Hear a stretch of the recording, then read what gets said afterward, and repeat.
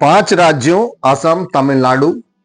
Waste Bengal, Kerala और पुडुचेरी, इसमें चुनाव की तारीखों का जो ऐलान है उसके बाद इलेक्शन कमीशन पूरी तरह से एक्शन मोड में आ चुका है और उसका जो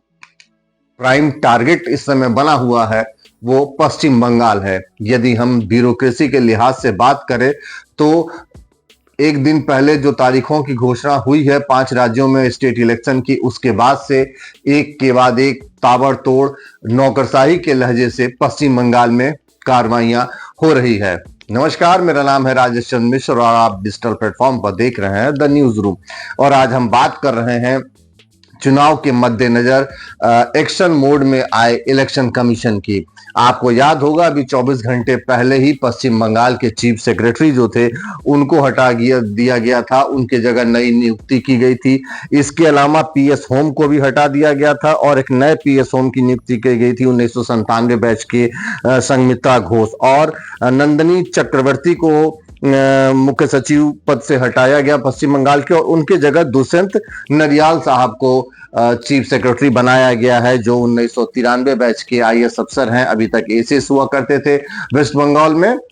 और मूल रूप से हरियाणा के रहने वाले। और इस वक्त अभी कुछ देर पहले इलेक्शन कमीशन ने पश्चिम बंगाल में बड़े पैमाने पर जो आईपीएस अफसर हैं उनके तबादले किए हैं। इन आईपीएस ऑफिसरों में सीनियर लेवल पर भी आईपीएस अफसर हैं तकरीबन आधा दर्जन, और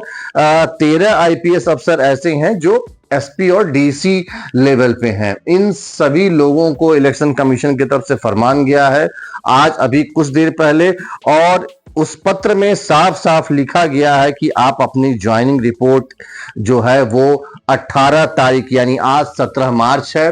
18 तारीख को सुबह 11 बजे तक विथ इमीडिएट इफेक्ट आप अपनी ज्वाइनिंग रिपोर्ट दे दें। अगर मैं कुछ नामों की चर्चा करूं तो राजेश कुमार सिंह है 1997 बैच के, जिनको ADGP and IGP South Bengal region का बनाया गया है। इसी प्रकार श्री के जयराम है 97 बैच के आईपीएस अफसर, जिनको ADG and IGP North Bengal region बनाया गया है। श्री प्रणव कुमार है 2003 बैच के आईपीएस ऑफिसर और ये पोस्टेड में है as a commissioner of police Asansol Durgapur region के। अखिलेश कुमार चतुर्वेदी हैं आईपीएस 2005 बैच के और ये अपॉइंट हुए हैं commissioner of police Howrah region के। अमित कुमार सिंह हैं 2009 बैच के और सुनील कुमार यादव, ये दोनों 2009 बैच के आईपीएस हैं और इनको भी नई तैनाती दी गई है as a commissioner of Chandannagar बनाया गया है सुनील कुमार यादव को। इसके अलावा जो 13 एसपी लेवल पर आईपीएस के तबादले में है उसमें SP Basirhat, SP Cooch Behar, SP Birbhum, SP Islampur, SP Hooghly rural, SP Diamond Harbour, SP Murshidabad, SP Barasat, SP Malda, SP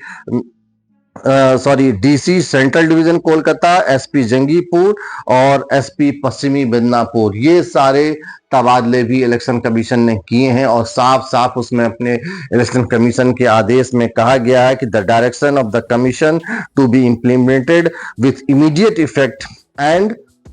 compliance report in respect of joining of above officer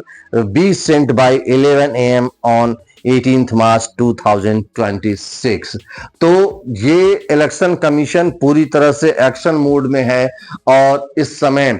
जो उसका पूरा फोकस है वो पश्चिम बंगाल को लेकर है। वहां के पूर्व में जो इलेक्शन कमीशन को जो भी फीडबैक रहा हो उसके आधार पर ये ब्यूरोक्रेसी में बड़ा फेरबदल किया गया। इसके अलावा एक ये भी सूचना है कि बड़ी संख्या में जो ऑफिसर हैं अलग अलग दूसरे स्टेट्स के, उनका स्क्रूटनिक चल रहा है और जिनकी छवि अच्छी है, तेज तर्रार छवि वाले, ईमानदार छवि वाले और सख्त आईएएस ऑफिसरों को पश्चिम बंगाल में